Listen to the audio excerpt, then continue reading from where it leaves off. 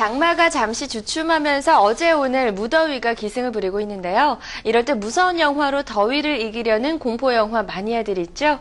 이분들의 귀를 쫑긋하게 만들 만한 올여름 개봉을 앞둔 공포 영화들에 관해서 백현주 기자와 함께 알아볼게요. 어서 오세요. 네, 안녕하세요. 자, 공포 영화의 성수기 하면 또 바로 여름일 텐데요. 이렇게 무더위를 기다렸다가 대거 개봉하는 한국 영화들이 참 많네요. 네, 그렇습니다. 외화와 한국 영화의 흥행 대결이 올 한 해 동안, 그 상반기 동안 영화계의 주된 관심사였잖아요. 네. 근데 공포 영화도 마찬가지입니다. 공포 영화 마니아들이 이제 기대를 할 만할 텐데요. 한국식 공포 영화하고 외화 공포 영화들의 맞대결도 흥행 대결도 눈여겨볼 만합니다. 보통 그 공포 영화 마니아층을 한 50만 정도로 보고 있는데요. 네. 올여름은 특히 아까 말씀하신 것처럼 개봉 편수가 많은 편이라서 이분들에게는 이제 희소식이 아닐 수 없습니다. 첫 번째로 제가 소개해드릴 공포영화는 해부학교실이에요. 바로 토종 한국 공포영화죠. 뭐 이제 기자 시사회를 오늘 하는데요. 처음 외부에 공개된다고 하니까 조금 기대가 되기도 합니다. 네, 해부학교실 이미 언론을 통해서 좀 많이 화제가 됐던 그런 작품인데요. 한지민 씨와 온주환 씨가 이 공포 영화에 처음으로 도전을 했다고 해서 또 화제가 되고 있죠. 네, 맞습니다. 이제 깜찍하고 발랄한 이미지의 한지민 씨, 그리고 경쾌한 이미지의 온주환 씨가 심각하게 인상을 쓰면서 공포 분위기를 이제 무르익게 할 텐데 네. 상상을 못 하시겠다는 분들도 있을 거예요. 사실 좀 그래요. 한지민 씨는 참 귀여운 이미지인데요. 그죠. 예. 사실 두 분 다 좀 깜찍하고 발랄하잖아요. 근데 한지민, 온주환, 그리고 또 한 명의 주인공 오태경 씨의 그 연기력이 정말 유기적으로 척척 들어맞아서 그게 분위기를 더 이렇게 무르익게 만들고 있습니다. 네, 해부학교실 상당히 기대가 되는 작품인데 일단 제목에서도 알 수가 있듯이 의학 드라마예요. 그렇죠. 예, 의학 소재의 영화인데 카데바를 둘러싼 공포, 뭐 미스테리 공포 영화다 이런 얘기가 많던데 네. 카데바가 도대체 뭔가요? 이제 해부학교실이라는 이제 제목이 시사하는 것처럼 의학 소재, 최근 상승세를 타고 있죠. 역시 해부학교실도 마찬가지인데, 카데바라는 것이 그 의학도들이 주로 사용하는 실습용, 해부용 시체라고 하더라고요. 네. 근데 그 전문 용어죠. 좀 어렵고 생소한 이름이긴 해요. 네. 네. 일단 뭐 영화는 이제 카데바라는 서양의 물질적인 요소하고 영혼이라는 동양의 정신적인 요소를 결합해서 관객들에게 신선한 공포를 선사하려고 노력을 기울였습니다. 해부학교실은 외과 의사가 되기를 꿈꾸는 6명의 의학도가 젊고 아름다운 카데바를 접하게 되고 이후 팀원들이 환영과 환청 그리고 의문의 죽음을 겪게 되는 과정을 으스스하고 오싹하게 전달하고 있는데요. 네. 단지 소리나 어떤 시각적인 자극으로 공포를 주지 않고 의문의 카데바와 살인사건을 추적하는 주인공들의 행적에 공포를 엇섞어서 관객들에게 이제 함께 찾아 나서는 그런 묘미를 주고 있습니다. 또 이제 그 네. 한지민, 온주환, 오태경 등 신인 배우들의 그 참신한 연기력과 더불어서 조민기, 정찬, 또 박찬한 씨 등 선배 배우들의 노련한 연기력이 어우러졌기 때문에 정말 밀도가 높은 작품이 아닐까 하고 기대를 모으고 있습니다. 네, 저는 잠시 이제 화면이 나가는데, 네. 예고편이 너무너무 무서워가지고 긴장을 네. 하고 있었는데, 네. 이렇게 해부학교실처럼 의학을 소재로 한 공포 영화가 또 한 편이 개봉을 앞두고 있죠? 그렇습니다. 바로 김명민 씨, 유준상 씨, 김태우 씨 주연의 영화 리턴인데요.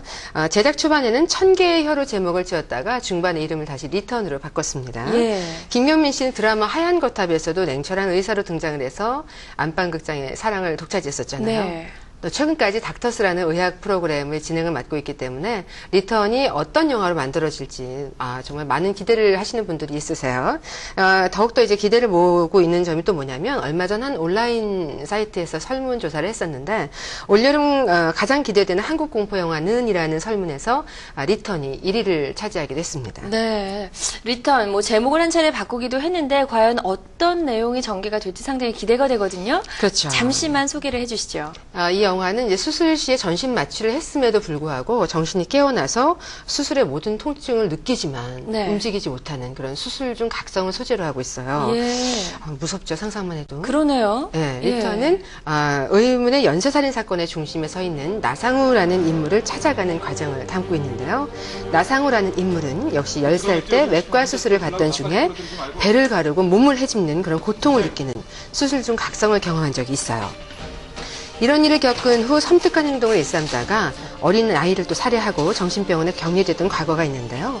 세월이 25년을 훌쩍 뛰어넘어서 나상호의 주위에는 의문의 연쇄살인사건이 벌어지고 주변 인물들은 역시 나상호와 연쇄살인사건에 어떤 연관성이 있는지를 찾아가기 시작합니다. 네, 수술 중 각성, 그러니까 수술하는 도중에 깨어난다는 그런 네. 얘기인데 상상만 해도 사실 끔찍하거든요. 그렇죠. 예, 요즘 뭐 보니까 해부학교실이나 리턴처럼 의학을 소재로 하면서 거기에 미스터리적인 요소가 더 가미된 영화들이 상당히 많은 것 같네요. 네, 그렇습니다. 하나의 추세인가 봐요. 추세라고 봐도 괜찮을 것 같은데요. 예. 지난 21일 개봉해서 벌써 전국 관객 51만 명을 동원한 황정민 씨의 검은 집도 공포 스릴러를 장르상을 표방을 하고 있지만 처음부터 이제 미스테리를 밑바닥에 이제 깔고 있었거든요. 예전에 염정아 씨가 주연으로 나왔던 장화홍련 이후 이처럼 흥행에 성공했던 공포 영화가 거의 없었던 걸로 기억이 되는데요. 네. 검은 집이 이제 오랜만에 공포 영화의 흥행을 이끌었을 뿐만 아니라 침체된 한국 영화의 흥행에 불을 지폈다고 해서 더더욱 주목을 받고 있죠. 네, 검은지 뭐 박스오피스 1위를 네. 할리우드 영화들을 물리치고 1위를 차지했다고 해서 제가 또 극장 가서 찾아봤는데 정말 또 무섭더라고요. 예. 자, 오늘의 주제가 또 이렇게 공포 영화인데 사실 네. 조명 아래 있으면 상당히 덥거든요. 그렇죠. 근데 오늘은 좀 으쏙한 그런 생각이 드는데 박살 돋는 게 이렇게 보이세요. 자, 요즘 뭐 인터넷을 통해서 이런 공포 영화에 관련된 자료를 찾아보다 보니까 네. 이 심리 스릴러, 치밀한 심리 스릴러라는 또 문구가 눈에 띄더라고요. 네. 어떤 영화인가요? 444를 말씀하시는 거죠. 예. 제목도 독특해요. 그렇죠. 숫자 4만 들어도 왠지 찝찝한데 4가 3개나 겹쳐 있어요. 444는. 예. 검은 집하고 비슷한 시기에 개봉을 해서 공포영화 마니아들이 이게 찾아가서 보게끔 이제 발길을 불러 모으고 있는데요. 이 영화는 그 홀린 파렐이 주연을 맡았던 폰부스라는 영화 기억하실 겁니다. 극본을 맡아서 박스오피스 1위에 올려놓았던 심리 스릴러의 천재 작가 레리 코엔이 극본을 맡아서 또 화제가 됐었죠. 예. 444는 이제 어느 날 영문도 모르는 채 지하 밀실에 감금이 돼서 죽음의 공포에서 벗어나려 안간힘을 쓰는 한 여주인공하고 그녀를 가둔 범인이 두뇌 게임을 그려낸 그런 심리 스릴러 영화인데요. 예. 영화를 찍는 동안 쉬운 장면이 하나도 없었다고 해요. 그 중에서도 가장 힘들었던 촬영이 이제 납치범이 여주인공을 샤워부스 안에 집어넣고 모래를 방출하는 장면이었다고 하는데요. 그 장면을 사실감 있게 연출하기 위해서 본 촬영이 들어가기 전부터 수차례 테스트를 했을 뿐 아니라 그 장면이 완성되기까지 한 달의 시간이 걸렸다고 합니다. 그래요. 굉장히 또 심혈을 기울인 그런 작품이 아닐까 싶은데 저는 공포 영화 하면 사실 이전에 봤던 나이트메어 네. 그리고 뭐 13일의 금요일 이런 작품들이 떠오르거든요. 가장 먼저. 예, 어릴 때 봤어도 기억이 남죠. 그런 말씀 하시는 분들이 꽤 있으세요. 예. 이제 뭐 역시 뭐 공감을 하는 부분인데 다른 건 이제 필요 없다. 진정한 공포를 다오라고 말씀하시는 분들에게는 이 영화가 어떨까 싶습니다. 바로 그 다음 달 5일 개봉을 앞두고 있는 외화 디센트인데요. 소우의 라이온스 게이트가 이번에는 디센트를 들고 관객분들을 찾아왔습니다.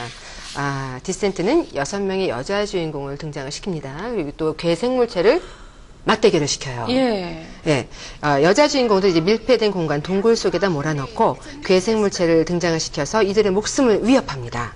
이런 와중에 또 이들이 또 결합을 하면 다행인데 서로 이제 분열을 하고 서로 등을 돌리면서 돌이킬 수 없는 지점까지 추락하는데요. 어찌 보면 익숙할 수 있는 소재를 이 영화는 보다 더 새롭고 무시무시하게 무장을 하고 있습니다. 밀폐된 공간에서 탈출하기 위해 출구를 찾아가는 여인들과 이들을 공격하는 괴생물체의 쫓고 쫓기는 추격이 과연 어떤 공포를 선사할지 참 궁금해집니다. 네. 자, 이 밖에도 공포 영화에 처음으로 도전하는 배우들의 작품들도 또 개봉을 앞두고 있다면서요? 네, 김보경, 진구 씨가 기담으로 공포 연기에 처음 도전을 했고요. 공포 연기가 처음은 아니지만 지난 겨울 언니가 간다에서 고소영 씨의 그 청소년 시절을 연기했던 조한 씨, 예. 무희를 통해서 다시 또 한 번 공포 연기를 열심히 선보이고 있습니다. 기담 얘기를 먼저 좀 나눠볼까요? 최근 그 40년대를 조명하는 영화들이 이제 제작품이 일고 있는데요. 기담은 이 시대에 공포를 더했습니다. 동경 유학 중이던 엘리트 의사 부부 인영, 김보경 씨가 맡았고요. 동원 역은 김태우 씨가 맡았는데 이 두 부부는 갑작스레 귀국을 해서 경성 최고의 서양식 병원인 안생병원에 부임을 하게 되고 이후에 흉흉한 연쇄살인 사건에 맞닥뜨리게 돼요. 예. 또 이들과 더불어서 병원 원장 딸과 정략 결혼을 앞둔 마음 여린 의대 실습생 정남, 지금 보신 진구 씨가 맡았고요. 또 유년 시절 사고로 다리를 저는 천재 의사 수인 이동규 씨가 맡았습니다. 이들을 둘러싼 의문의 공포들도 관객들의 무더위를 식혀주기에는 충분할 것 같습니다. 예. 지금 보시는 영화는 바로 무희예요. 지난 1896년 베트남 달랏에서 발견된 실존 초상화의 전설을 모티브로 하고 있습니다.